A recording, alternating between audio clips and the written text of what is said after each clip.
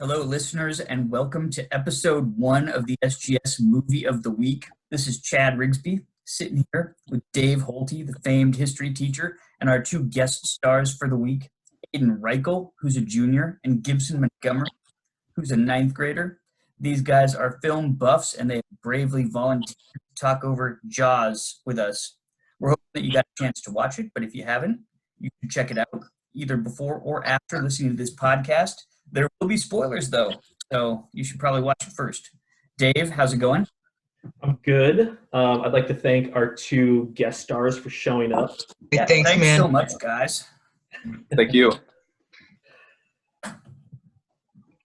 So, Dave, do you have any thoughts about grounding the film in historical context before we start talking about the particulars of the movie? Absolutely. So, Jaws was released in 1975. It's based on a book by Peter Benchley, which came out the year before in 1974.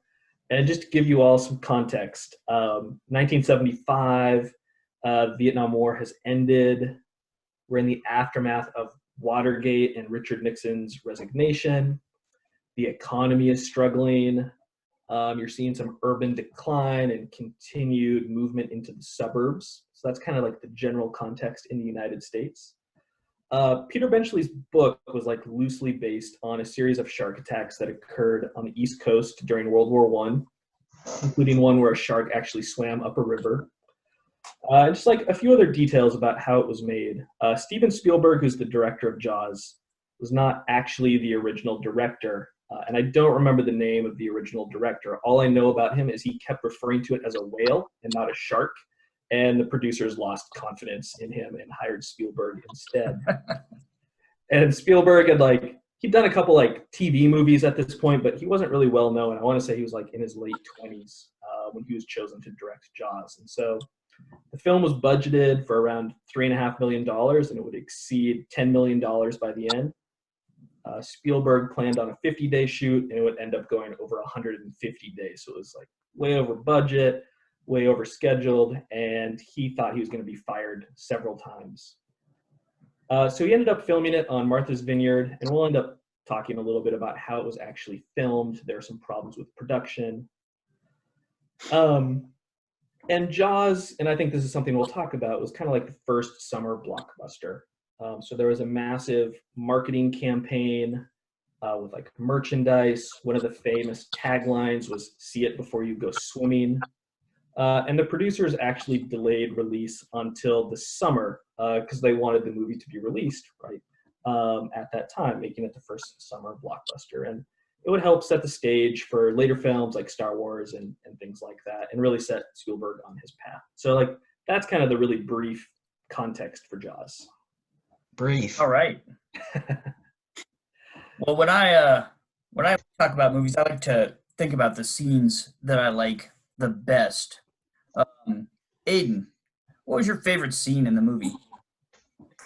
I really like the scene about when they were in the orca at night after the first day encountering the shark, and they were ending up comparing scars with each other.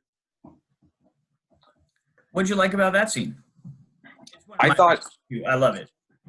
I thought it really showed how they're all in the same boat together, and how they're all trying to achieve the same goal, is to catch the shark. But it also showed that one of the main moments for me was when Quint revealed the story about the Indianapolis when he was in World War II, and Japanese submarine sunk the warship he was on, and his crew was stranded out in the ocean, and all these sharks kept coming and basically eating his friends and killing all these people. And I thought it was a really good scene to show how Quint isn't just some crazed maniac, how we thought he was the entire movie. We could see he actually cared about other people at some point in his life, and that almost, this shark was, I don't want to say a symbol, but more of a way for Quint to prove himself to Brody. Gotcha. I think the shark could be a symbol. It's possible. But I agree that scene, I mean, I don't know what the other panelists think, but for me, that's one of my favorite scenes. They start singing, they're comparing scars. I don't know, is that the general consensus, is that that's a good scene? Yeah, I'm gonna Yeah. jump in. I really like that scene, and I mean, I think there's good humor in it too, when like Quint and Hooper are comparing like these really serious scars, and you see Brody kind of like lift up his shirt, and it looks like he's got like a little scar from like an appendectomy, and he just kind of like stares at it, right, and then he like tugs his shirt back down and like doesn't really say anything. Right. But I agree. Like the Indianapolis speech, famous. It's been parodied, like famously on "It's Always Sunny in Philadelphia" and other Right. places, right? But it just gives you a sense of like why Quint is the way he is. So yeah, awesome. Mary Ellen Moffat. She broke my heart. That's right. Yeah. That's when he points at his heart, because he That's hasn't got any other scars left. Gibson, any thoughts about that scene? Oh, I mean, I don't know. I feel like it's already been said. I haven't watched the movie in a while, but I do remember when they're drunk and stuff. So I say that's like my third favorite, well, second favorite scene. What's your favorite? What's your favorite scene, Aiden or Gibson? The opening scene where all the people are on the beach, and then that one girl goes out into the water, because that's like, I feel like what everyone remembers about Jaws is more like, the theme, the first person view going in the water, and then obviously the shot. Well, that's what was on the poster as well, was the girl on the water and then the shark coming up from the bottom. So I feel like that's probably what the movie is all about, kind of, is like, perspective, and how, you can be terrified of things that, I don't know. That scene is terrifying. I remember when I was a kid, Jaws would be on television. You had like 3 channels, and there was a movie of the week on the weekends, and sometimes Jaws would be on. And if Jaws was on, my parents were like, go to bed. I would go straight to bed, but I'd be peeking in, and every now and then you'd catch that opening scene, and I'd hear all the screaming, Yeah. and I would be out of there. It's on, right? It's terrifying. So that scene used to really rattle me when I was a kid, and it still does. What do you all think that he does to make that scene so terrifying?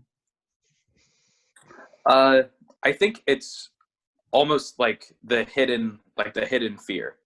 Like we never actually see the danger, like but we can feel it with the music, the suspense building up, the shot where the camera zooms up, where the girl is like treading water onto the surface, and the camera zooms up from the depths, almost like from the point of view of the shark, like ready to strike.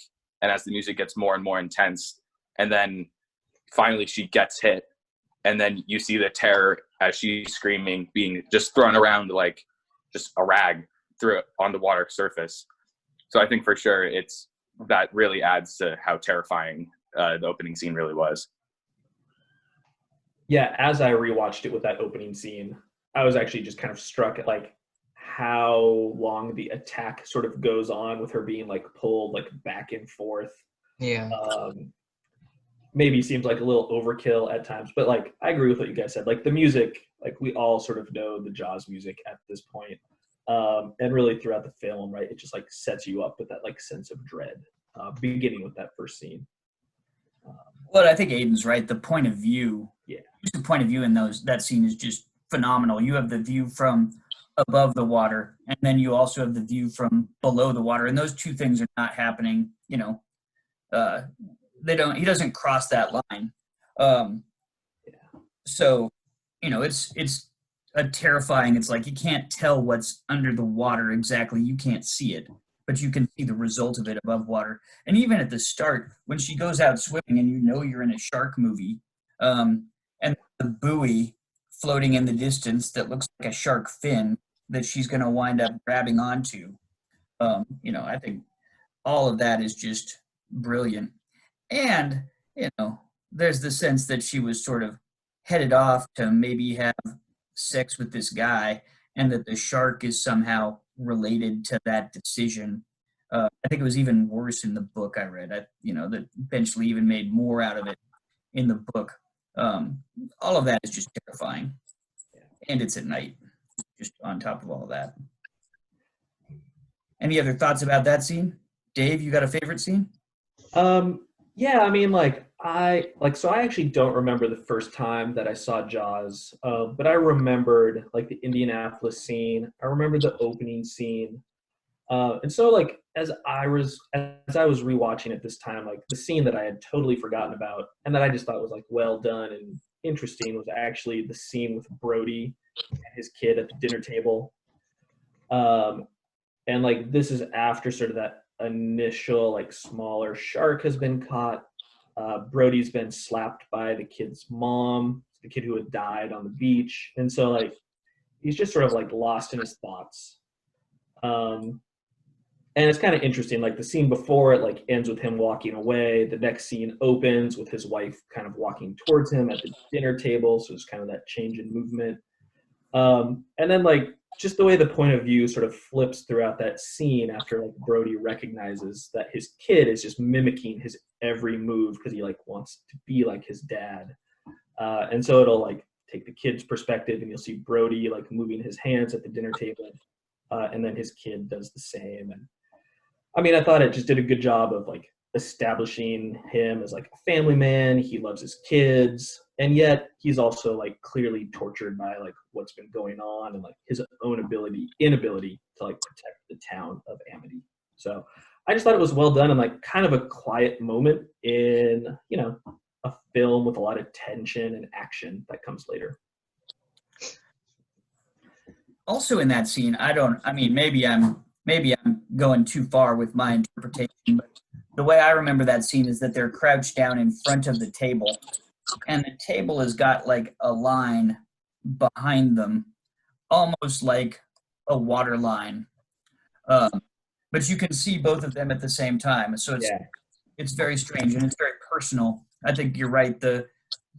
It's not even clear who's perceiving that scene. It's from a point of view that's secret, because a typical director would have the mom watch the scene from the distance, but that's not what happens. This is the two of them together. So I really like that scene too. Did you guys, Gibson and Aiden, have any thoughts about that scene or not? Yeah, I think I agree with you, Chad. Like for sure that it's almost what I was interpreting it as is that there was the table, which was like what people see as Brody, like what he's like the chief of police. He's helping people, but he's also trying to do what's best for the town. And then his son is above that line still. He's above the water line. He sees his dad. He wants to be like his dad. He wants to be a good person. He wants to help people. But then there's the realization that Brody has where that he can't protect anybody. And that's like under the table, under the water line, that his son hasn't experienced yet. And I think that's almost, that's very similar to how the town of Amity is like throughout the movie. Like everything always goes so well there. They have good business. The hotels are always completely booked out. But then this shark comes and just ruins everything. And they finally have to feel some sort of pain or suffering to some degree. And I think Brody might have been the only one in the town who really had to feel all of that suffering before. So he was kind of used to it already. And right. Well, he's from the big city, right? Yeah. He's presumably seen actual crime that they're not used to. The other crimes in the city are like the Boy Scouts. What are they doing? They're busting mailboxes or something. That's the worst thing besides the shark that happens in Amity. Brody's no doubt seen worse. That's why he came to the island, even though he's afraid of swimming. So I agree. Yeah. I think a lot of the movie has to do with point of view. So my favorite scene is the scene on the beach before the Kintner boy is killed, where Brody is sitting there. Once again, we have the 2 points of view. Brody is scouring the water. He's really nervous, as Aiden said, because he feels like he needs to protect these people. He's really nervous about the possibility of a shark, so he's looking out. And meanwhile, we see some point of view shots from under the swimmers, suggesting that the shark is there, and we hear some of the music. Dun, dun, dun, dun. And we hear a bit of that. So we know the shark is around. But interestingly, it's all from Brody's point of view. And if you check it out, I was reading, I didn't notice myself, but the editing is done so that they switch scenes whenever somebody walks between Brody and the water.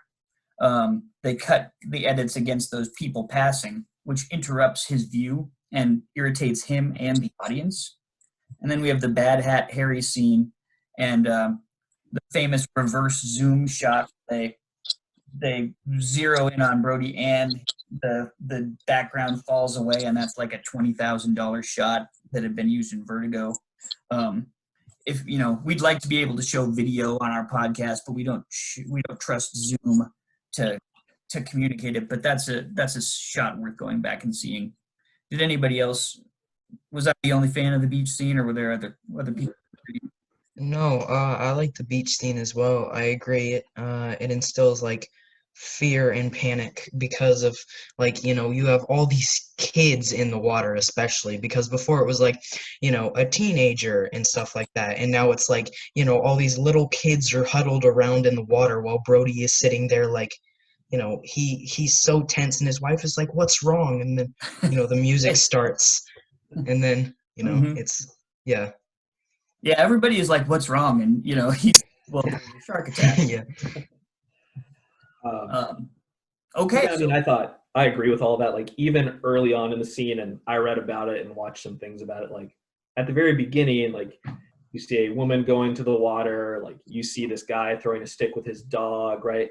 Eventually, you see the kid who's going to be attacked, and so he's like kind of creating like all of these potential people who could be victims of the shark, right? And then Right.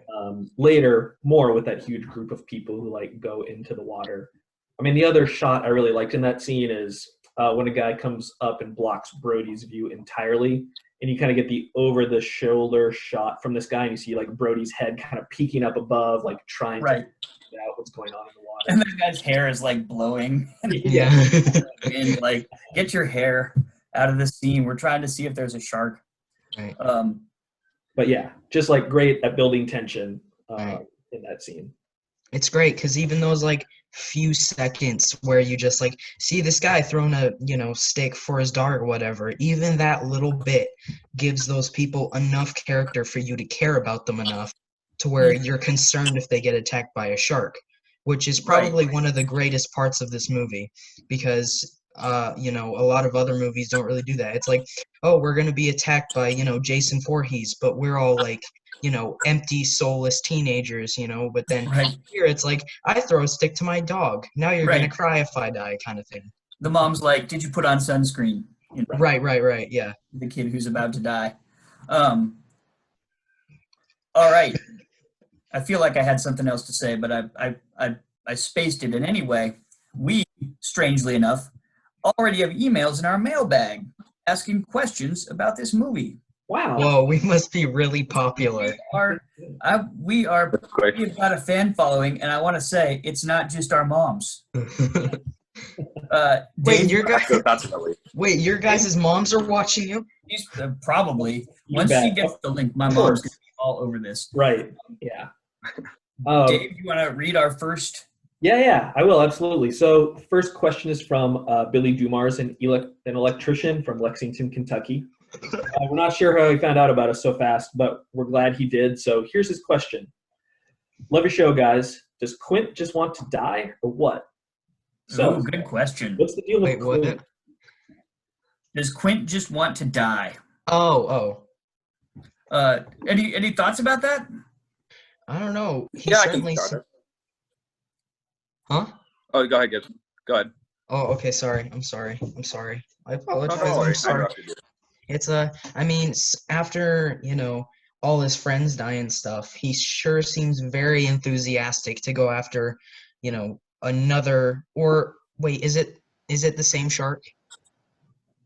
I suppose there's no way to know. Right.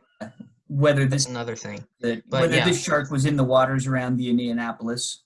Yeah.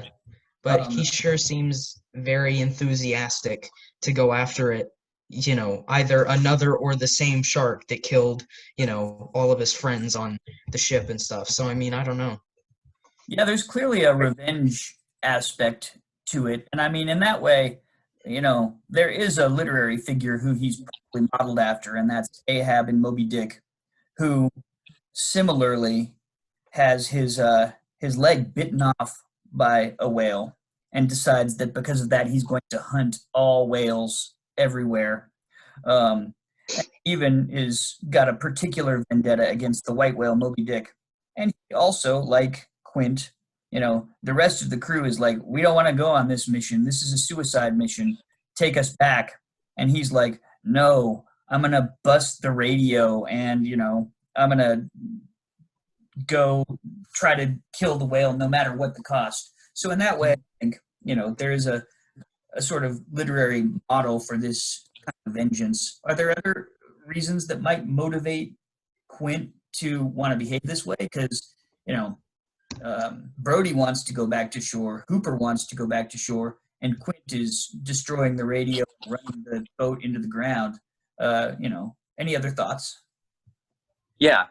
I think it's totally fair that Quint wants to die, like for sure. I remember the scene where Hooper and Brody are in his like garage, I think, like a garage or some type of shack, and all the walls are just lined with shark jaws, like just jaws of shark everywhere, like literally on the wall, on the ground, like cooking in a pot. There was one, like they were just everywhere, and then finally, I think towards the end of that segment of scenes, he asks Brody if he wants to try like some alcohol he made. It was I don't know what type, but it was like it was like super bad, and Brody really hated it. But to me that there's like excuse me, Quinn had to be pretty young when he was in the war, in my opinion anyway. Like you had to be an able-bodied man. So I would assume like he was in his like early 20s, I'm gonna say.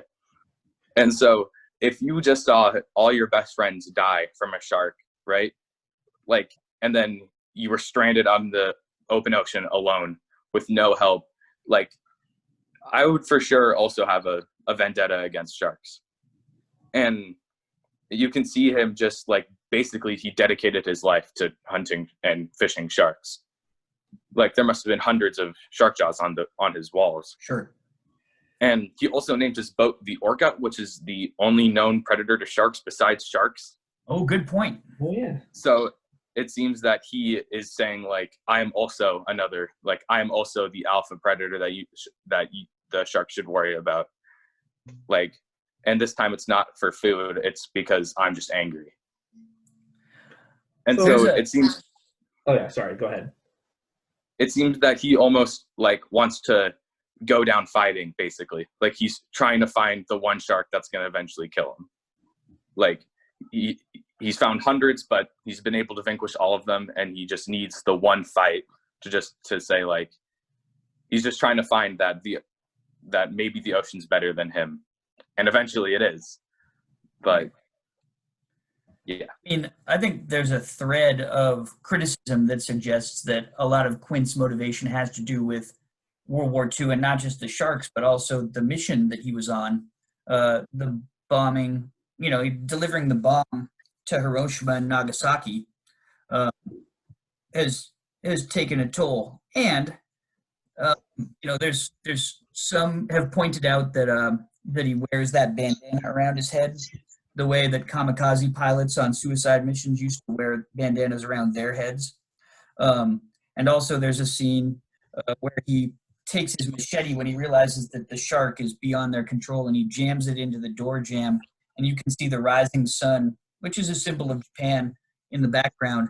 So it is possible that some of this is guilt or some sort of concern over, the crimes that he may have helped commit towards other people. The movie is released on the 30th anniversary of, not exactly the day, but the year of the bombing of Hiroshima and Nagasaki.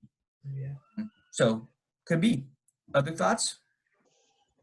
I mean, there's a lot I've seen just to kind of add on to Chad's point, and I don't know how far we want to go down this path, that like some people think about it as a war movie, basically, where the shark is the invader, and like Quint, Hooper, and Brody are sort of the soldiers trying to defend like the homeland against the shark. And some people go into more detail and they talk about like the idea of the sneak attack at Pearl Harbor, and they talk about the shark as performing sneak attacks on people. And so I think there's kind of a lot to that idea of it being like a war movie. I mean, the other thing I would mention is like, Quint also seems to care about showing that he knows more than like Hooper in particular, and showing that like he's an expert. And, I think we talked already about the scene with all the scars. Like there's clearly like some sort of competition, at least with Hooper, maybe less so with Brody, just because he's sort of so helpless on the orca. So I don't know if you guys agree with that. I do for sure. It almost seems like it's Quint's way of actually having his like army friends back to some extent. Like that's interesting. Yeah. Like just like him seeing like, hey, look at this, look what happened to me today, and him's like, oh no way, check out this. Like it's like finally it could honestly be like his only real battle he was ever in. Interesting. Like finally, like struggling against the one thing that took everything from him, and now he has it back, even though he ends up, Quint himself ends up losing, but the team wins as a whole, which I don't know why I said that, but maybe that has some merit. But I think for sure it's more of Quint.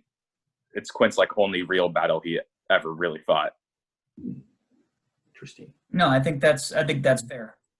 I think that there are a lot of motivations that lead Quint on a kind of suicide mission, and I think he doesn't really care how it turns out. He's not going to put on a life jacket. So, all right, I think we're running out of time in our Zoom. Whoa. We probably have time for at least one more from the mailbag. And anyway, this one hits a little close to home. It's from Lila Rigsby, an 8th grader at St. George's. She writes, "Dad, why did you make me watch a movie with no climax?" Interesting. Yeah, Does fascinating. anybody have any thoughts for Lila's question about how Spielberg generates tension without I think that this question is ultimately about CGI a little bit. How is tension generated without special effects in the film? Any thoughts? Practical effects. Practical effects? Mm-hmm. Uh, Well, the thing is, the shark in Jaws didn't work mechanically pretty much all the entire shoot, which is why the death of the shark is just like head up, barrel in mouth, and then shoots it, right? So it's like, I mean, they didn't really have the capability to do so. So they had to invent like clever ways to shoot it, which is where the fin comes in, because the fin may be the most famous thing from this movie. Obviously it coming up from the water and chasing after people. Just right, and the music and the yes. yellow barrels that announce the arrival of the shark, and the fact that those are sort of emblems of terror because the shark is capable of submerging even with 3 of them attached. All that stuff. I agree 100%. Other thoughts? Yeah, I think it's a combination of a lot of different things. I would first state that it's not like what we consider like a traditional climax, for sure. Like the climax, in my opinion, happens like over to 20 to 30 minutes of the film itself. Like usually when we think of a climax, it's usually 5 minutes of like the hero and our hero figure and the main like antagonist fighting it out in some way. And to some extent we have that, but it's definitely spread out over a longer period of time. And back to Gibson's point about like the practical effects is that they didn't have the technology at the time to create CGI or computer generated imagery or really better effects than they could back in the day. But Spielberg really achieves like the tension and the terror through the camera work and, like you said, Chad, the yellow barrels, because it's just, you see this mass, like these huge barrels that like they struggle to put on the boat. You see the shark just zip away with them, no problem. And then that combined with the music, and one shot in particular I really enjoyed was when Brody was shooting at the oxygen canister in the shark's mouth. Like, as Gibson said, you only see the canister, but there's several shots of you hear the bullet whiz by, hit the water, and then you see it go into the water and like miss or hit the shark itself and not the container. Yeah, I mean, And I think it's that pretty good. enough is just, yeah. Like, Yeah. just that enough was enough to just make it like the villain has died, like the shark is dead, the heroes have triumphed, even though they're swimming back to shore, they made it out alive. I think it's a pretty good climax. Dude is on a mast of a boat that's sinking. The shark is in the water. He's got one bullet left. I mean, for me, I think it's quite a climax, but I do think that the questions of special effects are pretty significant for today's generation. Other thoughts? Yeah, I mean, I'd just add, like, we kind of inhabit Brody's viewpoint, or maybe we sympathize with him a little more. And so, like, as the shark, attacks a young woman, then attacks a child, almost gets his own kids, like, Right. all of that sort of helps to create this increasing sense of dread that, like, especially Brody feels. And, like, some people understand the movie as like being about family and protecting it, and I think that's kind of one of the ways that Spielberg helped create that tension throughout the film. Yeah, the shark has intelligence. The shark is, it's between it and Brody. Yeah. Throughout. All right. We have a couple minutes left. Any closing remarks, people, about takeaways from Jaws, or parting shots? Don't think so. No. I mean, I think it holds up pretty well. Maybe the shark looks a little like outdated right at the end, Yeah. but I mean, it still kind of keeps you on the edge of your seat. I could see how it like freaked people out in 1975, and like people refused to swim at beaches that summer and stuff like that. I get it. Yeah, especially in today, where there's a couple things about it where it's like, as soon as, like, when I was watching it, like, throughout the entire film, we don't get to see the shark. We see little glimpses of it, but we don't get to see the full shark. And then finally, the shark, like, crashes onto the boat, and I'm like, oh, like, it's a little underwhelming. But Right. I think that's just a product of how I watch movies in my generation. Just, like, if it doesn't have good CGI, it's going to be cringy or not as well done. And it's gonna, like, get away from, like, the true essence of the movie itself.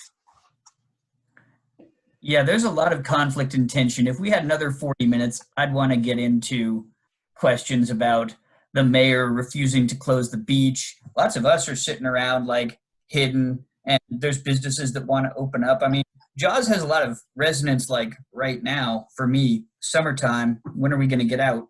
Right.